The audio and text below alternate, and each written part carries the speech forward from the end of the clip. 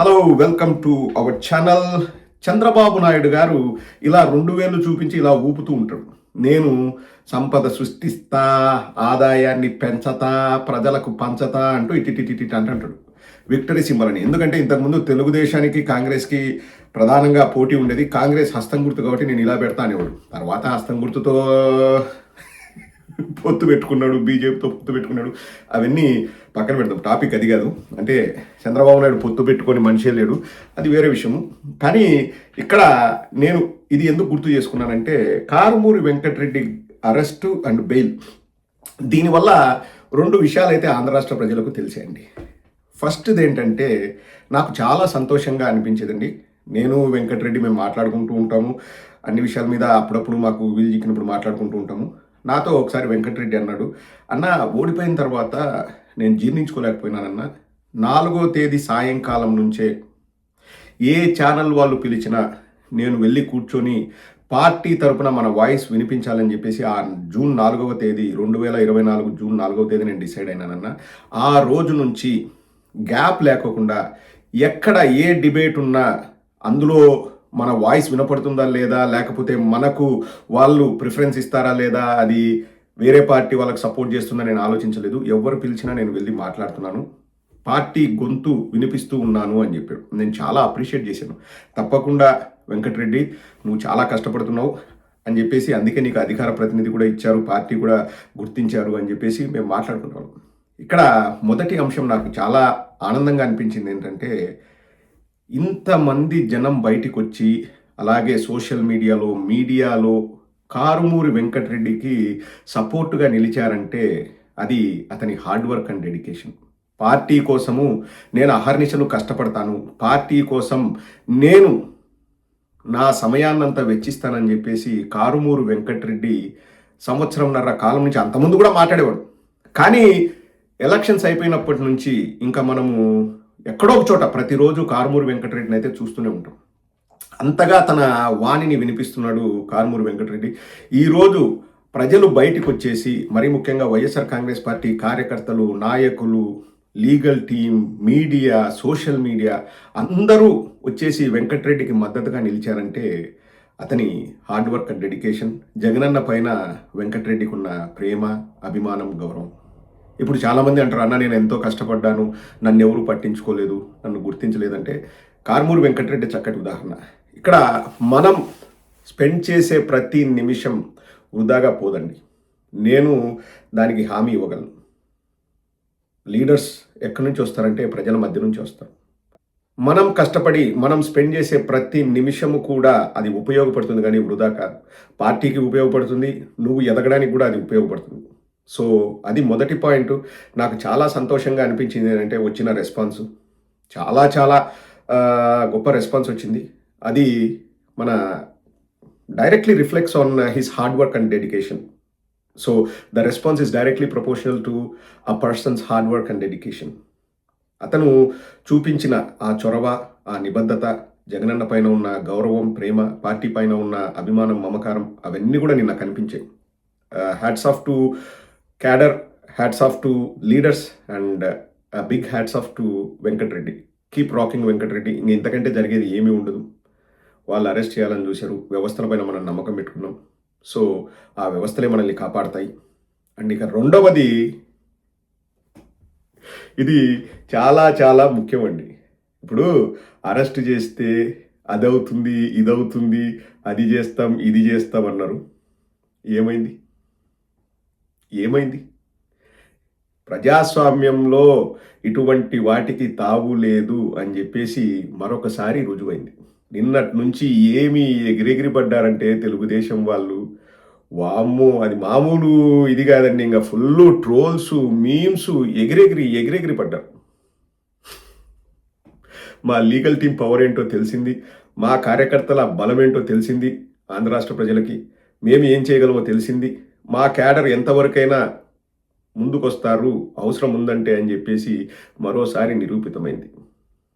మా వాళ్ళు ఫుల్ జోష్లో ఉన్నారు. మా వైఎస్ఆర్సీపీ క్యాడరు వాళ్లకు ఏదైతే కావాలని అనుకున్నారో అది జరిగింది, న్యాయం గెలిచింది, వాళ్ళు ఫుల్ జోష్లో ఉన్నారు. ఇప్పుడు వెంకటరెడ్డిని పెద్దవాళ్ళు చేసింది ఎవరండి? ఎవరు వెంకటరెడ్డిని పెద్దవాళ్ళు చేసింది? అది వాళ్ళు ఆలోచించుకోవాలి. సో ఏ తర్వాత ఈ అరెస్ట్ అండ్ బెయిల్ వల్ల జరిగింది ఏంటంటే, కారుమూరి వెంకటరెడ్డికి అతను కష్టపడుతున్నందుకు ఎంత రెస్పాన్స్ అన్నది తెలిసింది. రెండవది, న్యాయం గెలిచింది. ఆంధ్ర రాష్ట్ర ప్రజలకి మా లీగల్ టీం ఏం చేయగలదో, మా కార్యకర్త తలుచుకుంటే ఏం చేయగలడో, మా నాయకులు తలుచుకుంటే ఏం చేయగలరో తెలిసింది.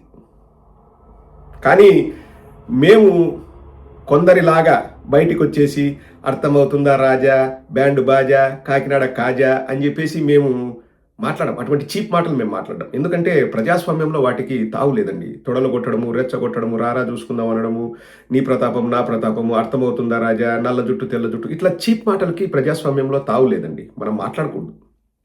ప్రజాస్వామ్యంలో మనం నమ్మకం ఉంచాల్సింది వ్యవస్థలపైన నమ్మకం ఉంచాలి, ప్రజలపైన నమ్మకం ఉంచాలి, మన పరిపాలన పైన మన నమ్మకం పెట్టుకోవాలి. కానీ కక్ష తీర్చుకుంటా, జైల్లో పెట్టి బయటకు వచ్చేసి జబ్బలు దడుచుకుంటా, అర్థమవుతుందా రాజా అంట, నల్ల జుట్టు తెల్ల జుట్టు అయిందంట, మా కార్యకర్తల్ని రెచ్చగొడతా, 11 కేసులు పెట్టుకోమండి అని చెప్తాను, మళ్ళీ మీరు కేసులు పెట్టుకోకపోతే నా దగ్గరికి రావద్దని చెప్తాను, కేసులు పెట్టుకున్న వాళ్ళు హీరో అంటాను, కార్లతో గుద్దించి చంపమంటాను, అమ్మాయిల్ని రేప్ చేయమని చెప్తాను, నడి రోడ్డు పైన నరకమని చెప్తాను. ఇది ప్రజాస్వామ్యం కాదు. మరోసారి నిరూపితమైందా లేదా అండి? అది ప్రజాస్వామ్యం కాదు, అది నియంతృత్వం. అని నియంతృత్వం వేళ్ళూనుకునేలోగా ప్రజాస్వామ్యం వాటిని కూకటి వేళ్లతో సహా పెకిలించి వేస్తుంది. అదే మన ప్రజాస్వామ్యం గొప్పదనం. వీళ్ళు నియంతృత్వ పోకడలతో ఎన్ని మాట్లాడుకున్నా ఏం లాభం లేండి. వాళ్ళకి ఏదో సునకానందం, ఆ పీరియడ్ అలా నడుస్తుంది.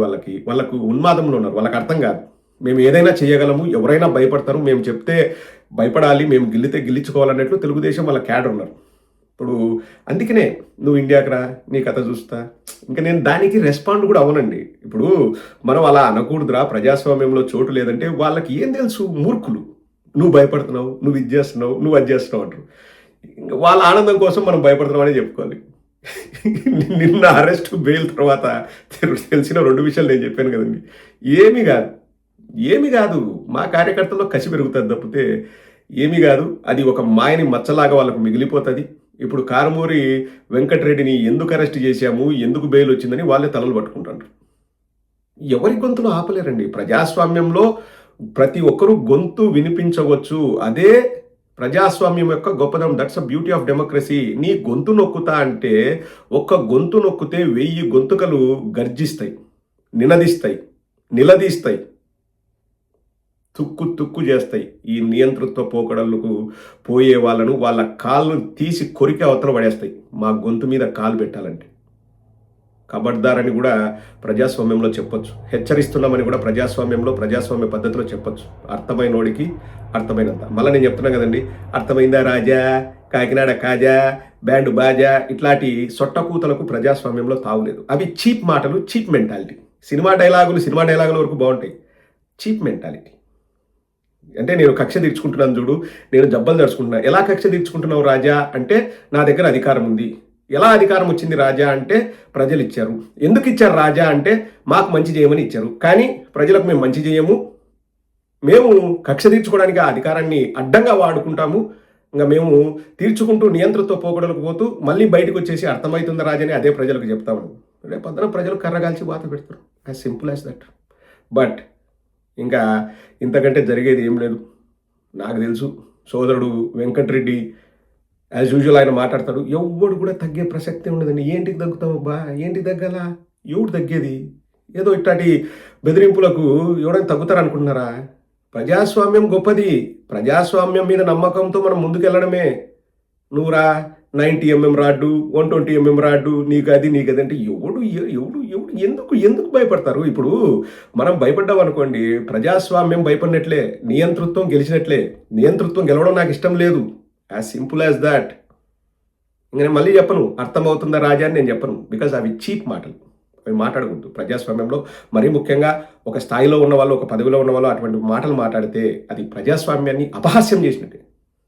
ఈ విషయానికి మాత్రం నేను చెప్తున్నా, అర్థమవుతుందా రాజా, ఎలా నువ్వు ప్రజాస్వామ్యాన్ని అపహాస్యం చేస్తున్నావో.